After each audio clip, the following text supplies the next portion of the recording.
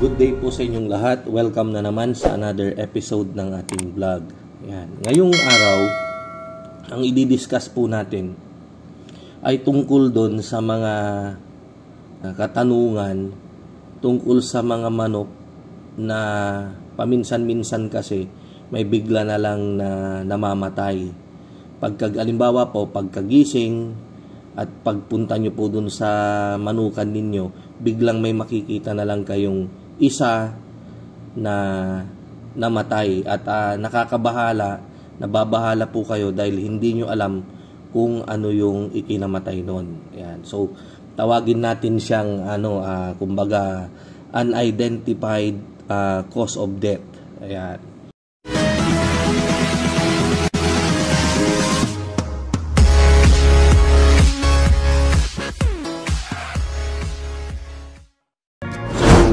Biglang na lang talaga kayo, mag-aalala na lang kayo na naku, ano kayang problema ng manok ko, anong nangyayari sa kanila, mga ganon. Hindi nyo maiwasang hindi mapaisip eh.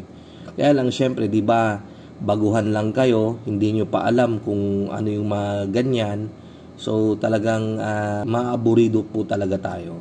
Para sa akin, yun nga, gaya ng nasabi ko, tawagin natin tong UCD or unidentified cause of death.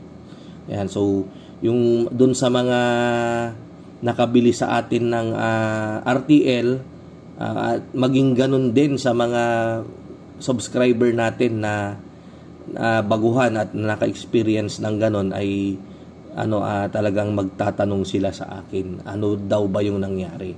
Ayan, so alam nyo po kasi hindi talaga natin maiwasan yung merong mamamatay. Yan. So, kumbaga, sa mga datihan na, normal na lang po yan na talagang meron at merong mamamatay paminsan-minsan. Yan. So, yun po yung normal ha, yung paminsan-minsan. Pero kapag madalas po, araw-araw, every other day, yun po, medyo ibang usapan na po yan. Ayan. Talagang may problema na kailangang i-troubleshoot natin. So, kadalasan po nung mga ganyan na unidentified death, kumbaga manghuhula lang po tayo eh. Pag kayong tumatawag sa akin o nagte-text at sasabihin niyo yung mga ganyang problema na may namatay pong isa, ganyan. So, ako po parang doktor din. Tatanungin ko kung paano siya namatay, pinapapicturan ko para makita ko yung itsura. Ngayon sakaling kausap ko lang tapos walang data. Yan, so parang ipapadescribe ko na lang yung manok na namatay kung ano yung itsura. So ito po yung mga cases. Minsan po, lalong-lalo na dun sa mga bagong dating yung RTL at yung lugar nila ay medyo masukal, medyo yung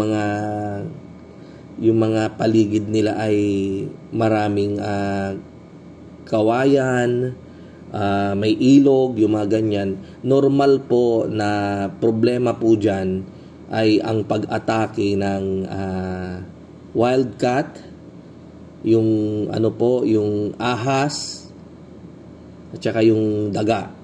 Ayan. Pero sa tatlong yan, ang pinakamatindi po na matindi ka ako dahil yun yung kadalasan na nangyayari. Ayan. Ay yung pag-atake po ng sawa. Ayan. Makikita nyo po na yung manok ninyong namatay, kapag inatake po siya ng sawa, kadalasan po, yung ulo nung manok ninyong namatay ay basa. Yung leeg po niya, basa. Hanggang dito po sa may shoulder. Basa po yan. So, bakit po basa? Kasi po, nung gabi, isinusubo po yan nung sawa. Kaya lang, pag isinubo niya, hindi na siya makaalis doon sa loob ng battery cages.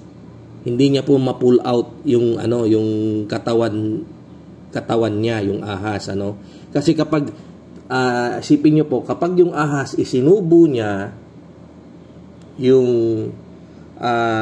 manok, Mag-uumpisa po yan doon sa ulo doon sa ulo, leeg, papunta dito sa balikat ng manok.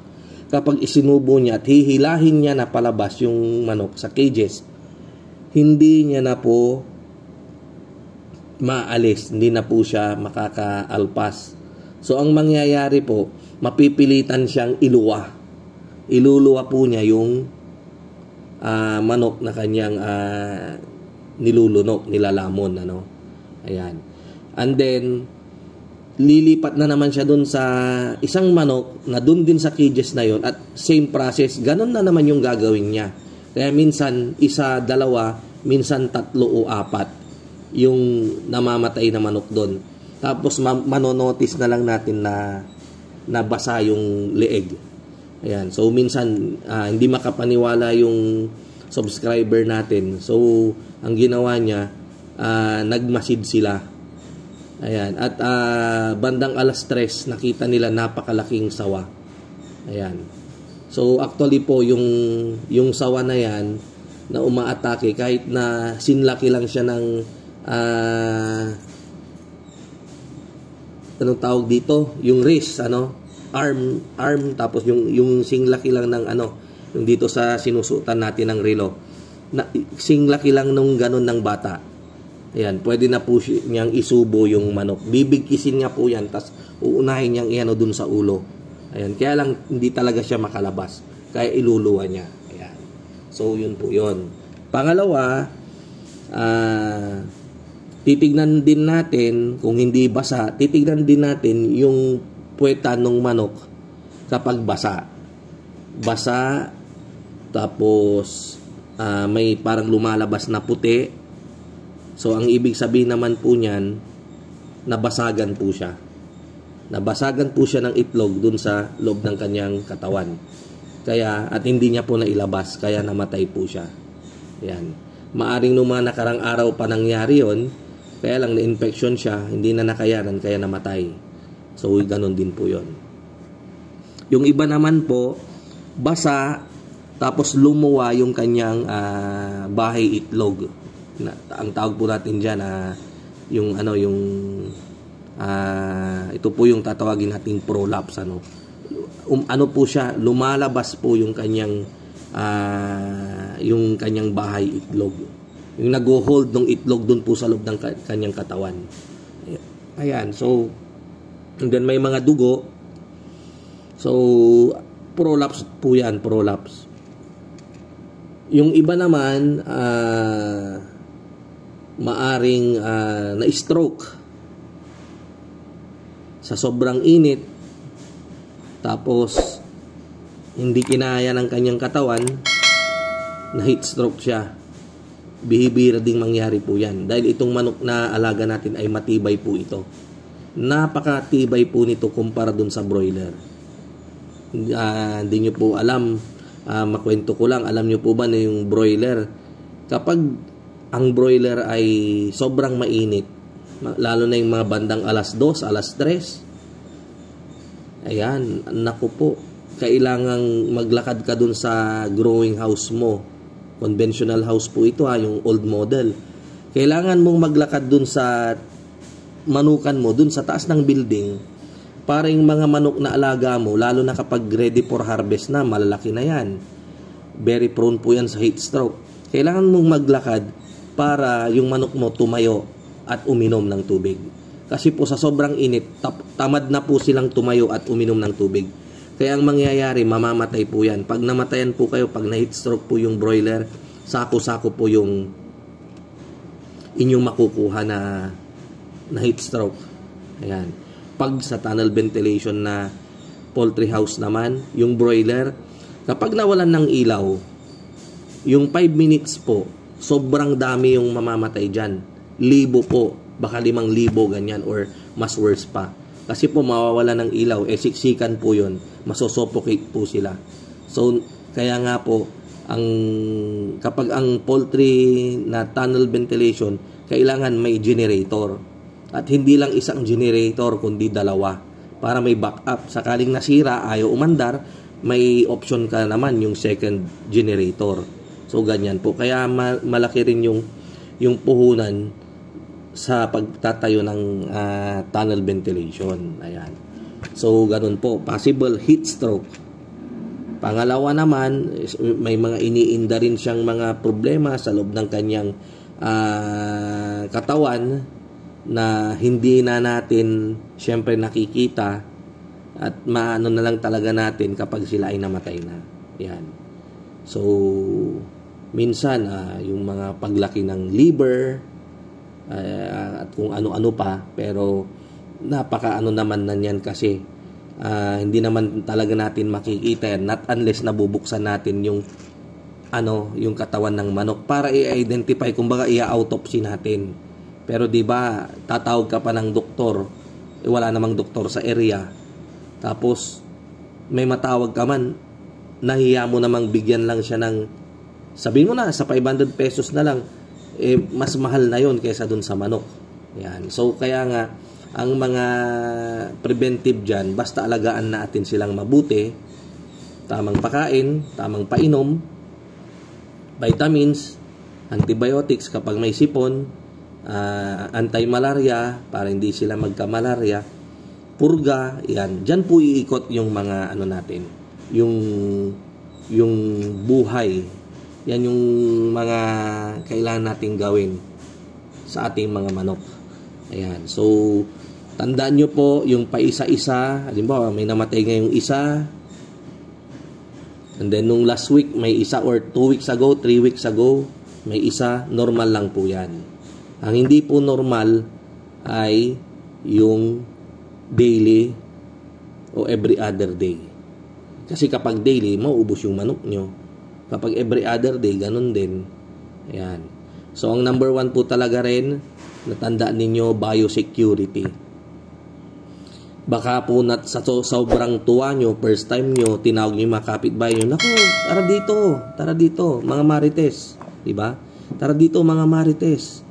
Nangingitlog na yung manok ko. May isa nang nangitlog. Ayan. So, syempre, pinagpiestahan. Dahil hindi pa rin, kagaya nyo rin, excited din silang makakita ng manok na nangingitlog or yung ganyan. So, pinutakte nila yung manukan ninyo. Maya may nagpupunta doon, tinitignan kung may nangitlog na istorbo. Tapos may dala pa silang sakit. Diba? Kasi po, may tsuri nga sila, yung sa baboy, yung sa ESF. Kahit nagaano katindi yung biosecurity sa babuyan, and I'm sure ganun din sa manok. Bakit tinatamaan pa rin ng ASF yung mga piggery? Nagkaroon po sila ng tsuri na yung mga tauhan pala nila kapag kumain ng baboy ay nagiging carrier sila ng ASF na virus. So, syempre, kapag yung kinain nating karne ng baboy ay kontaminado ng ASF na virus, so possible, tayo mismo na tao yung magiging carrier nun sa ating mga alagaing baboy. At ganun din po sa alagain nating manok. So, nagkaroon po ng tsuring ganyan. Kaya po sa piggery, may mga narinig akong kwento na kapag ikaw ay nasa piggery, hindi ka pwedeng umuwi, hindi ka pwedeng lumabas ng piggery. Doon ka lang talaga. Para kang nakabartolina. Nandun ka lang, para kang preso. Doon ka lang sa compound ng poultry. Yung mga may-ari ng mga farm, nagbibigay sila ng mga ibang amenities sa kanilang mga poultry boys. Papatayo sila ng basketball court, half court, para doon sila maglaro ng basketball, malibang sila. Nagbibigay sila ng free access sa wifi para maglaro na lang ng kanilang cellphone, mag-Facebook, manood ng YouTube. Ayan. Plus, yung kanilang sahod, dinodoble. Pag talagang malaking farm po, yung libo po, yung halimbawa 1,000 saw level, may kilala po ako 5,000 saw level. Kapag sinabi pong 5,000 saw level, 5,000 po yung capacity ng kanilang piggery. 5,000 inahin. Ayan, yung kanilang alaga. So, may kaibigan po akong ganyan, 5,000 saw level. So, kapag nanganak po ng 10 yung kanilang inahin, average. Pero di ba may nanganak 14, 16, 12. So, sa 10 na lang na average, yung 5,000 yan, pag nanganak ng tagsa 10, magiging 50,000 po ba? Tama? 50,000 yung kanilang biik na lalabas. Nakaprogram naman po yan. Anyway, ganun po. So, number 1 din po talaga yung biosecurity. Ayan. So, at least, ngayon po, nagawan natin ng vlog to kasi kadalasan ito din yung tinatanong sa akin eh. Kahit yung mga hindi nakakuha sa atin ng mga RTL, biglang, Mang Mags, Cap Sydney, biglang, bakit po kaya may namatay akong manok? Isa. Nakakabahala po. Ano po yung mga gagawin ko? Halos mabaliw sila sa ano. Siyempre, naintindihan naman natin dahil first timer newbie. So, ganun po yung aking paliwanag. Ayan. So, sana nabigyan natin ng magandang paliwanag yung issue tungkol dito sa unidentified cause of death. Ayan. So, maraming salamat po sa inyong panunood. Kita-kita po ulit tayo sa mga susunod po nating vlog. Thank you po. God bless and mabuhay.